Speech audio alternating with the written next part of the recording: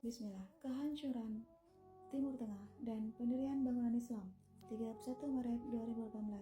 Saya Muhammad Qasim mengalami mimpi dan saya berkata, dalam mimpi ini aku menemukan diriku berada di sebuah rumah yang berada di Timur Tengah.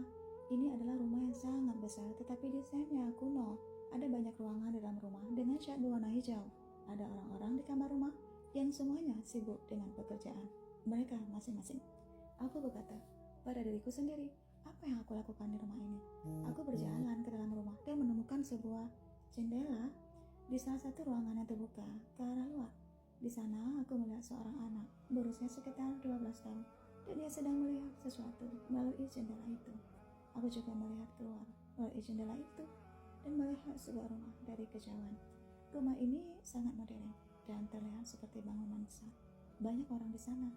Aku juga melihat seorang pria yang memiliki mobil merah. Ia sedang mengendarainya. Aku merasa pria ini adalah pemilik rumah tersebut. Ia sedang mengendarai mobilnya dengan melakukan berbagai atraksi yang berbeza-beza. Orang-orang di sekitar mulai memujinya. Pria itu memang melakukan atraksi cukup bagus.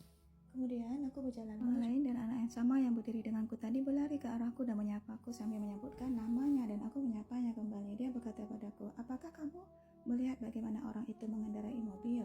Aku berkata padanya, ya aku melihatnya. Ini adalah hobi orang kaya. Ia memiliki sebuah mobil dan juga area yang luas sehingga ia dapat melakukan atraksi yang sangat bagus. Kemudian anak itu berkata padaku, maukah kamu bermain bola kasti denganku? Aku memiliki tongkat pemukul dan bola. Aku membalasnya, ya, mengapa tidak? Tiba-tiba ibunya memanggil dari ruangan lain dan berkata, selesaikan pekerjaan sekolahmu dulu, kemudian bermain setelah itu.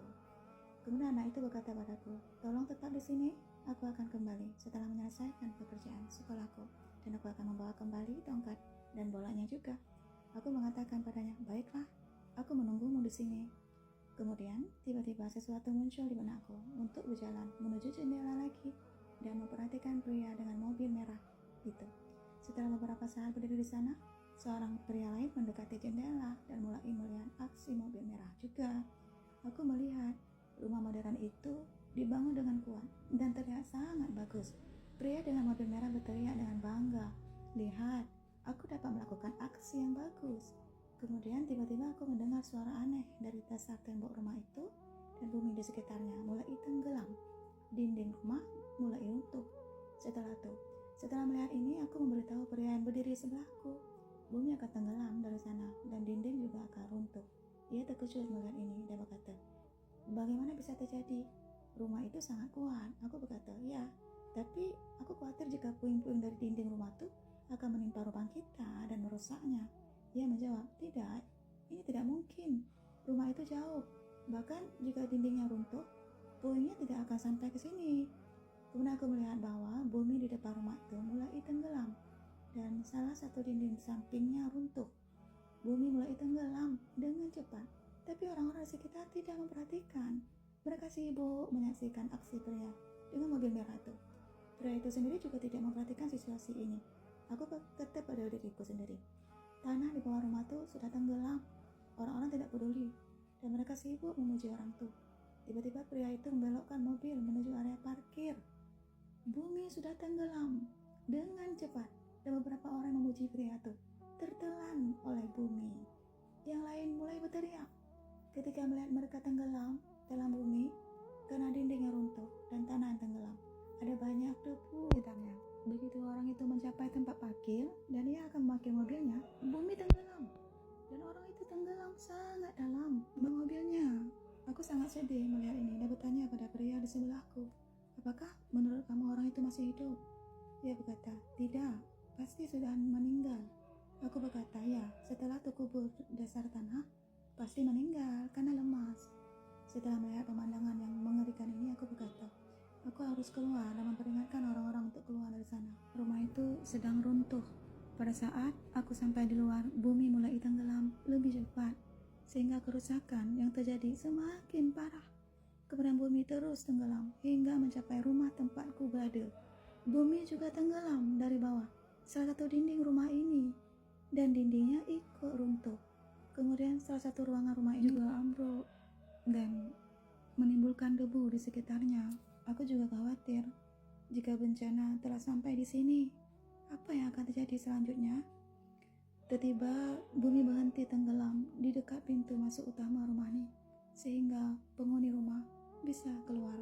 Aku bersyukur kepada Allah Jalla Jalaluhu karena bumi telah berhenti tenggelam. Ketika aku melihat tanah tenggelam itu, luasnya sama seperti luas rumah itu. Aku melihat beberapa potong besi di tanah yang tenggelam dan ada pola serupa di tanah itu. Besi itu dipotong secara terorganisir dengan garis-garis seolah-olah seseorang sedang meruntuhkan rumah-rumah ini dengan perencanaan yang tepat. Kemudian aku berpikir, aku harus cepat. Aku berlari ke dalam dan berteriak, keluar dari rumah ini, karena tanah di bawah rumah ini akan tenggelam. Beberapa orang mendengarkanku dan mereka membawa keluar barang-barang mereka.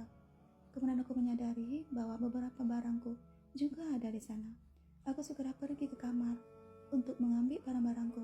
Setelah melihat barang-barangku, aku merasa bahwa Allah Jalla Jalaluhu membantuku mendapatkan kembali semuanya.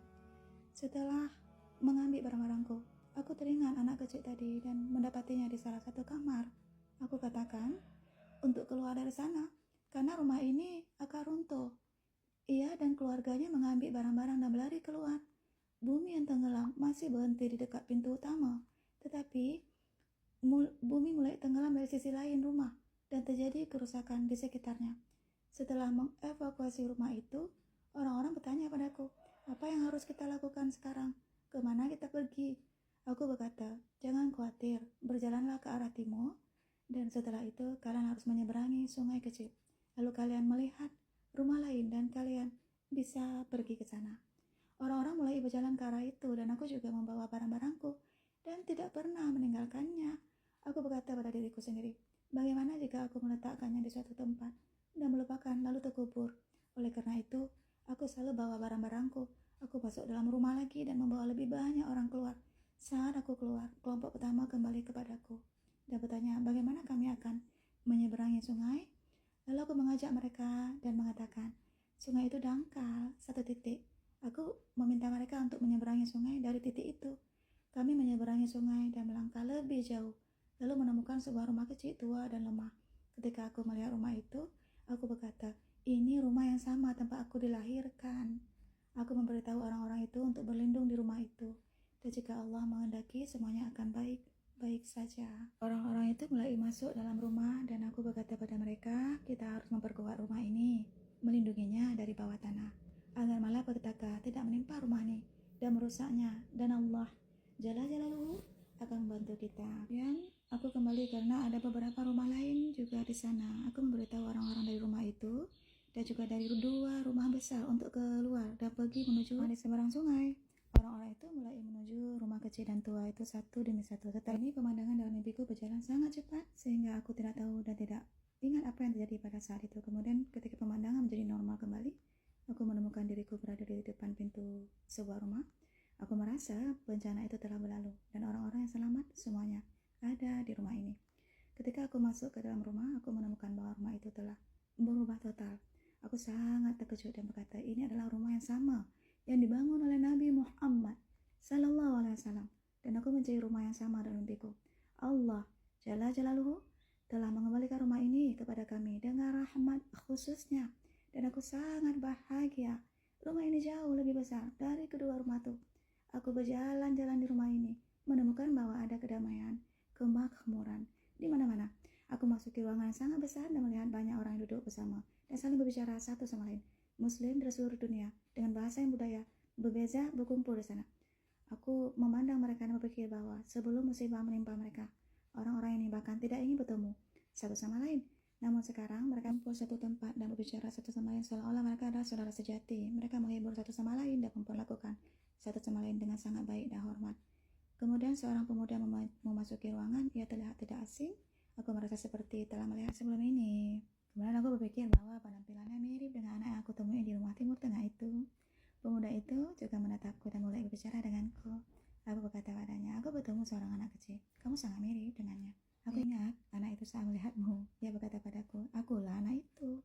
Aku terkejut dan memanggilnya dengan namanya dan bertanya, apakah kamu anak yang sama tuh? Ya, aku anak yang sama yang kamu temui.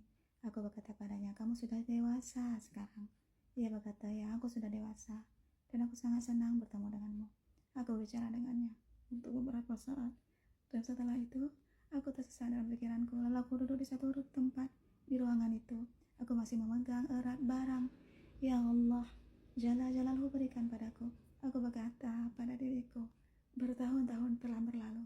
Dalam kekacauan, aku bahkan tidak menyadari bahwa pemuda ini adalah anak kecil yang pernah aku lihat saat itu. Sekarang aku punya waktu untuk menghela nafas, melihat saat-saat kedamaian dan kemakmuran. Ketika aku melihat dinding rumah ini, aku merasa seolah-olah rumah ini sangat kuat dan tidak ada yang bisa menghancurkan. Ada berkah, rahmat Allah Jalla Jalaluhu menghujani kita dari tembok dan atap rumah. Lalu aku pikir, sekarang tidak banyak waktu yang tersisa karena sebentar lagi kita akan bertemu dengan Allah Jalla Jalaluhu, Sang Penguasa alam semesta, dan mimpi berakhir di sana. Assalamualaikum warahmatullahi wabarakatuh.